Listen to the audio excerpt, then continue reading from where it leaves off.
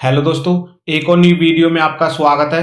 तो दोस्तों, जैसे कि आपको पता होगा कि टैली प्राइम 7.0 ऑफिशियली रिलीज हो चुका है और इसमें कई सारे पावरफुल और यूजफुल फीचर ऐड किए गए हैं। तो इनको जानना और यूज करना आपके लिए बहुत ही जरूरी है। तो दोस्तों, इस वीडियो में टैली प्राइम 7.0 के सारे फीचर को एक एक करके एक्सप्लोर करेंगे और इनको प्रैक्टिकली कैसे यूज करना है वो मैं आपको इस वीडियो में डिटेल में बताऊंगा। इसलिए वीडियो को एंड तक जरूर देखना। और अगर आप इस चैनल पर पहली बार आए हो तो चैनल को सब्सक्राइब भी कर लेना, ताकि आपको टैली और अकाउंटिंग के लेटेस्ट अपडेट मिलते रहें। तो चलिए बिना किसी देरी के वीडियो को शुरू करते हैं। तो दोस्तों, टैली में जो पहला फीचर ऐड किया गया है वो बहुत ही कमाल का फीचर है। इस फीचर की हेल्प से आप अपने डेटा बैकअप को शेड्यूल कर सकते हो और किसी भी टाइम पे आप अपने डेटा बैकअप को ले सकते हो। मंथली, डेली या फिर वीकली या फिर किसी भी मल्टीपल डेज पे आप अपने डेटा बैकअप को ऑटोमेटिक स्टोर कर सकते हो अपने टैली ड्राइव में, या फिर आप अपने लोकल सिस्टम पे भी इसको सेव करके रख सकते हो और जब भी आप चाहें अपने डेटा बैकअप को रीस्टोर भी कर सकते हैं। तो कैसे करना है आइए मैं बताता हूं। तो देखो, गेटवे ऑफ टैली पे आपको डेटा का ऑप्शन मिलेगा, जिसकी जो शॉर्टकट की है वो है ऑल्ट वाई। तो जैसे यहाँ पे मैं ऑल्ट वाई प्रेस करूंगा तो यहाँ पे पहला ही ऑप्शन आपको देखने को मिल जाएगा, बैकअप एंड रीस्टोर। इस पे मैं एंटर कर लेता हूं। अब आपको यहाँ पे कई सारे ऑप्शन देखने को मिल जाएंगे।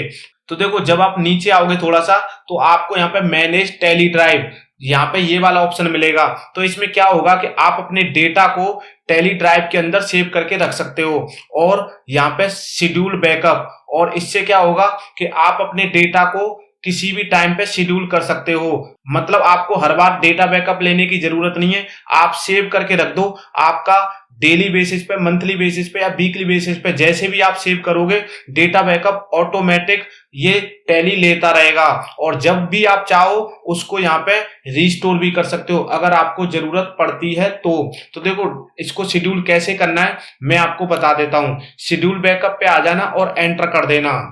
जैसे ही एंटर करोगे तो आपके सामने इस तरह की डिस्प्ले आएगी। बैकअप डेटा पाथ आप अगर देखोगे तो बाय डिफॉल्ट आपको टैली ड्राइव मिलेगा, और अगर आप चाहें तो क्लाउड स्टोरेज अगर आपने ले रखी है तो वहां पे भी सेव कर सकते हैं, नहीं तो आप लोकल सिस्टम में भी इसको सिलेक्ट फ्रॉम ड्राइव से सेव कर सकते हैं। तो यहाँ पे मैं लोकल सिस्टम में आपको करके दिखाऊंगा। तो सिलेक्ट फ्रॉम ड्राइव, इसको मैं सिलेक्ट कर लेता हूँ और एंटर कर देता हूँ, और यहाँ पे मैं सी ड्राइव में अपने डेटा को बैकअप लेके रखूंगा। लेकिन मैं आपको एक सजेशन दूंगा कि आप कभी भी डेटा को सी ड्राइव में सेव मत करना, हमेशा डी में या और कोई ड्राइव बना के रखिए उसी में सेव करना।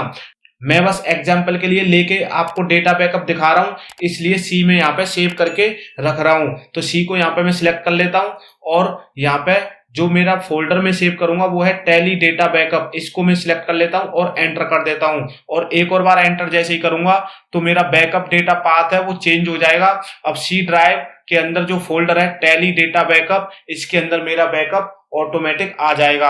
अब कंपनी को यहाँ पे सिलेक्ट कर लेना है।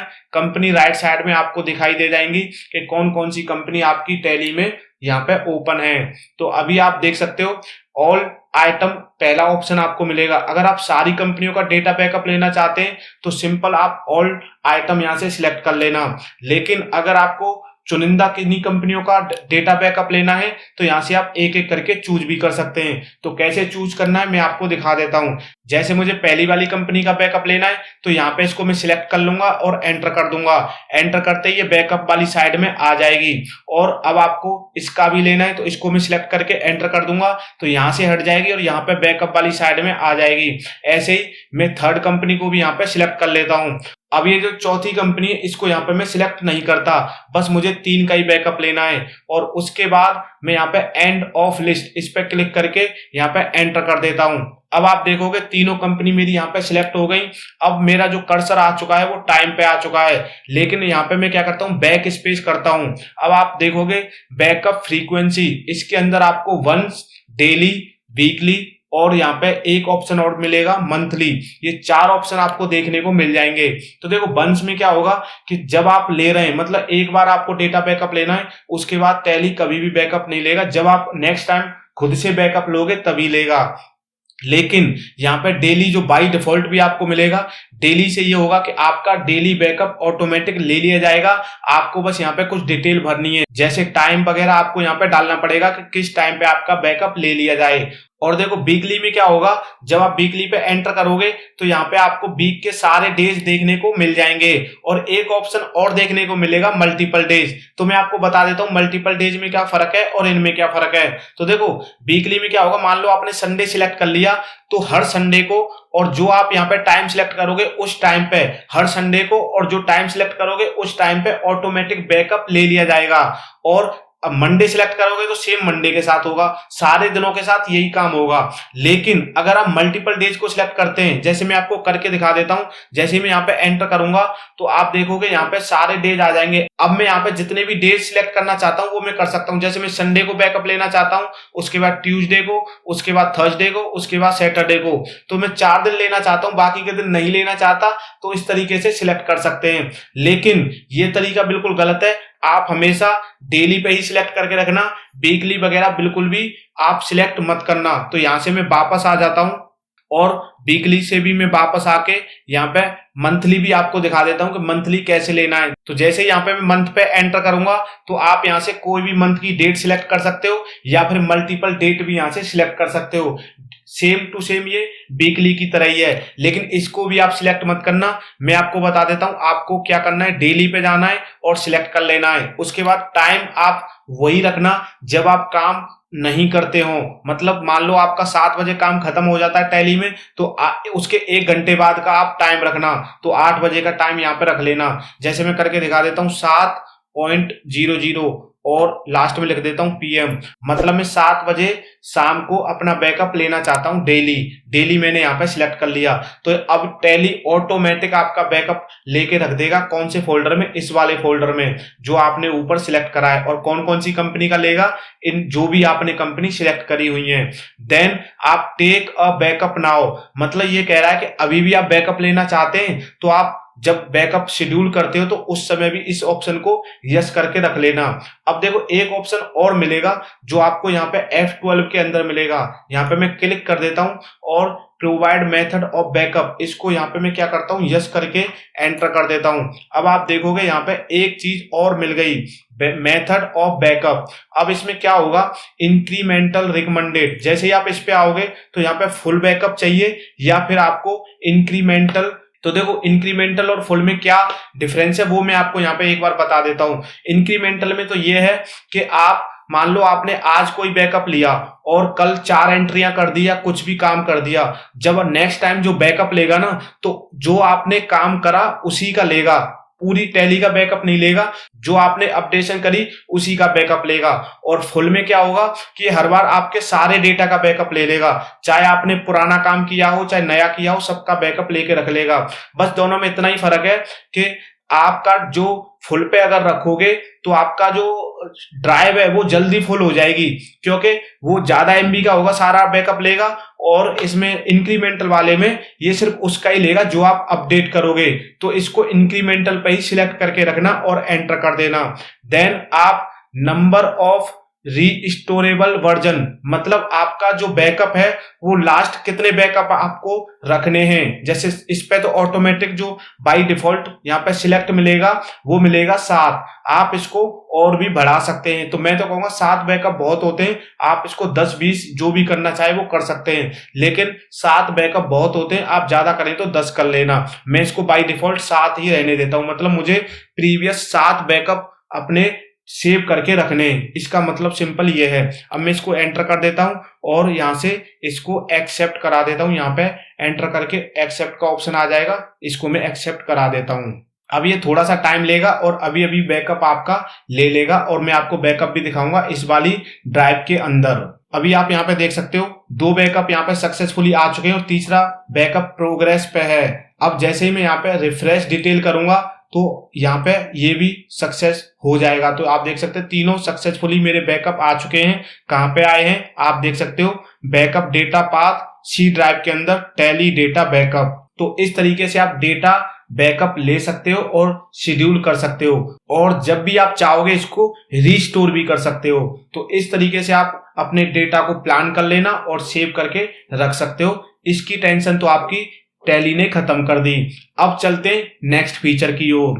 तो देखो जो नेक्स्ट फीचर है वो भी बड़े कमाल का फीचर है, आपको आपकी गेटवे ऑफ टैली की डिस्प्ले पर ही देखने को मिल जाएगा। यहाँ पे आप देख सकते हो इस तरीके से सर्च बार यहाँ पे आ जाएगी और ये ऑप्शन है फाइंड का, मतलब आप देख सकते हो find detail entered in master in transaction, और इसकी शॉर्टकट की है ऑल्ट एफ, मतलब आप मास्टर और ट्रांजैक्शन के अंदर कुछ भी सर्च कर सकते हो यहाँ पे टाइप करके। कैसे, देखो यहाँ पे आपको ऑल्ट एफ कर देना है और यहाँ पे सर्च बार आपकी आ जाएगी।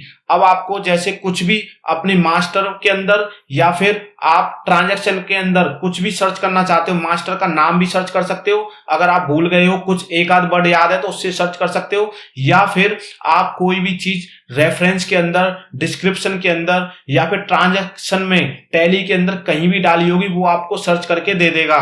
तो कैसे करेंगे, जैसे मैं यहाँ पे चेक टाइप कर देता हूँ CHEQUE इस तरीके से और एंटर करता हूं, तो अभी आप देखेंगे यहाँ पे इसने क्या करा है, यहाँ पे आपको ट्रांजैक्शन का डेटा मिलेगा, मतलब ट्रांजैक्शन के अंदर इसने जो भी सर्च करा होगा, और यहाँ पे मास्टर के अंदर जो भी इसने सर्च करा होगा। तो मास्टर के अंदर तो चेक का कुछ भी नहीं मिला, लेकिन ट्रांजैक्शन के अंदर जरूर इसको कुछ मिला है। तो यहाँ पे अमन टेक्नोलॉजी के अंदर यहाँ पे रिसीट वाउचर में कुछ फाइंड करा है इसने। अब इसकी डिटेल जानने के लिए आपको क्या करना है, आपको चले जाना है डिटेल ऑफ मैच, इस पे जैसे ही क्लिक करेंगे तो ये कहेगा नरेशन में आपका चेक इस तरीके से लिखा हुआ है, और ये हाईलाइट करके भी दिखाएगा जो भी आपने सर्च करा है। और रिमार्क्स के अंदर भी यहाँ पे चेक मैंने डाला हुआ है, तो इसने दो जगह ढूंढ दिया कि नरेशन में है एक तो, और एक आपके रिमार्क्स में है। तो ये तो मैंने एग्जाम्पल के लिए चेक सर्च करा था, आप कुछ भी सर्च यहाँ पे कर सकते हैं जो भी आपने एंटर करा होगा टैली के अंदर, और मिलता जुलता भी अगर डालोगे तो वो भी आप सर्च कर सकते हो। कैसे, देखो मैं बताऊंगा। जैसे अभी देखो यहाँ पे मैं चेक की जगह क्या करता हूँ, कंप्यूटर टाइप करता हूँ, COMPUTER, कंप्यूटर लिख देता हूँ और एंटर करता हूँ। अभी आप देख सकते हो इसने ट्रांजैक्शन के अंदर यहाँ पे सर्च करा है और मास्टर के अंदर भी इसने सर्च करा है। अब देखो ट्रांजैक्शन के अंदर अगर चेक करना है तो डिटेल ऑफ मैच इस पे आ जाना, कहाँ कहाँ सर्च करा है, लेजर नेम है एक तो जी कंप्यूटर, और नरेशन में भी मैंने कंप्यूटर डाल के रखा है एक लेजर में, तो एक तो इसने इस तरीके से सर्च कर दिया। देन आप मास्टर में देखोगे तो मास्टर पे आ जाते हैं, और इसने कहाँ पे सर्च करा है, ये कह रहा है कि आपका नाम ही, मतलब एक लेजर का ही नाम प्रतीक कंप्यूटर है तो उसमें कंप्यूटर आ रहा है, और ऐसे ही सेम इसमें इजी कंप्यूटर के अंदर कंप्यूटर आ रहा है। तो इस तरीके से ये सर्च कर देगा। अब आप चाहते हो कि इसमें नहीं सारी कंपनियों में सर्च करके दिखा दे, तो आपको क्या करना है, यहाँ पे F3 करना है या कंपनी पे क्लिक कर देना है। अब आपको ऑल कंपनी पे आ जाना है और एंटर कर देना है। अब आप देखोगे इसने इतने सारे आपको सर्च करके दे दिए, और सबकी डिटेल आप भी यहाँ पे चेक कर सकते हो। अगर आप एक एक करके चेक कर सकते हो तो ऐसे यहाँ पे आप देख सकते हो कहाँ कहाँ आपको डेटा यहाँ पे मिल रहा है, और वाउचर नंबर आपको भी दिखा देगा कि इस वाउचर में इस वाउचर नंबर पे आपको ये डेटा मिल जाएगा। ऐसे ही ट्रांजैक्शन के अंदर और ऐसे ही मास्टर्स के अंदर। और एक चीज है, इसका जो ऑप्शन है एक वो यस करके रख लेना। वो ऑप्शन क्या है मैं बताता हूँ। देखो हेल्प में चले जाना, देन आपको सेटिंग में चले जाना है, और यहाँ पे आपको फाइंड में चले जाना है। यहाँ पे आप देखोगे मैंने ये नीचे वाले 3 ऑप्शन यस करके रखे हुए हैं, तो आप भी इनको यस कर लेना। एक तो है इंक्लूड सिमिलर स्पेलिंग्स, मतलब सिमिलर स्पेलिंग अगर आप कुछ भी डालोगे तो उससे रिलेटेड कुछ भी ढूंढ के दे देगा। एक ऑप्शन और है इंक्लूड कंटेन मैच, मतलब मिलता जुलता कुछ भी होगा तो ये आपको सर्च करके दिखा देगा। और यहाँ पे दिखेगा मेंटेन हिस्ट्री, तो हिस्ट्री क्या है मैं बता देता हूं। देखो यहाँ पे कुछ भी सर्च करते हो तो उसकी हिस्ट्री इस तरीके से आ जाती है कि आपने क्या क्या सर्च यहाँ पे पहले से किया हुआ है, तो उसकी हिस्ट्री को यस करके रखोगे तो आपको दिखा देगा आपने पहले क्या क्या यहाँ पे सर्च किया है। तो इन तीनों ऑप्शन को आप यस करके रख लेना, ठीक है जी। तो आपका काम आसान हो जाएगा। तो ये दोनों फीचर बड़े ही कमाल के हैं। अब मैं एक और फीचर है जो मुझे वो भी बड़ा कमाल का लगा, वो भी फीचर मैं आपको बता देता हूं। तो देखो जो तीसरा फीचर है वो क्या फीचर है मैं आपको बता देता हूं कि जब आप पहले किसी भी इनवॉइस को, वाउचर को या फिर अपने ई-वे बिल को कैंसिल करते थे तो आपको एक एक करके सारी चीजें करनी पड़ती थी। जैसे ऑल्ट जी करते थे, देन आप यहाँ पे ई-वे बिल टाइप करते थे और यहाँ से ई-वे बिल रजिस्टर या ई-वे बिल पे जाते थे। जैसे ई-वे बिल रजिस्टर पे जाना है, एंटर कर देता हूं, और यहाँ से मान लो इसका ई-वे बिल आपको कैंसिल करना है तो इसको यहाँ सिलेक्ट करो, देन यहाँ कैंसिल ई-वे बिल पे जाओ और तब आप इसको कैंसिल करते थे।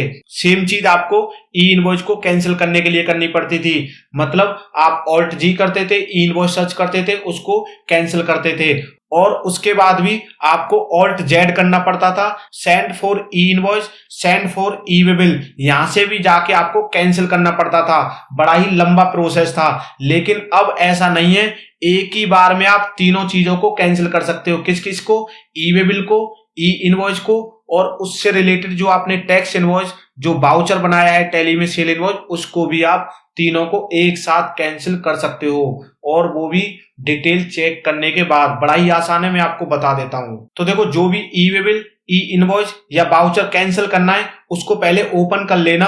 देन आपको यहाँ पे ऑल्ट एक्स प्रेस करना है। मतलब देखो, ना ऑल्ट जी प्रेस करना, ना वहां पे ई वे बिल टाइप करना, ना ही आपको ई इनवॉइस टाइप करना, कुछ नहीं, सिंपल ऑल्ट एक्स प्रेस कर देना। अब आप यहाँ पे देख सकते हो, cancel e way bill, e invoice and voucher, तीनों चीजों को एक बार में आप कैंसिल कर सकते हो। और अगर आप ऐसे नहीं चाहते तो कैंसिल सिर्फ बाउचर को करना चाहते हो तो कैंसिल बाउचर भी कर सकते हो। मान लो मेरे को तीनों कैंसिल करने, तो कैसे करेंगे? यहाँ पे आ जाना और एंटर कर देना।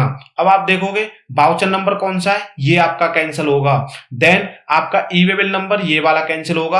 अब आपको करना क्या है? रीजन डाल देना है। तो न्यू रीजन करना है तो न्यू रीजन, नहीं तो मान लो डुप्लीकेट करना है, या इनमें से कोई भी रीजन आप यहाँ पे सिलेक्ट कर सकते हो। जैसे मैं फिलहाल के लिए डुप्लीकेट कर लेता हूं और एंटर कर देता हूं, और यहाँ पे भी मैं डुप्लीकेट टाइप कर देता हूं। ठीक है जी। अब सेम चीज आपको यहाँ पे करनी है। यहाँ पे क्या करना है? आपको IRN इंफॉर्मेशन देखने को मिल जाएगी।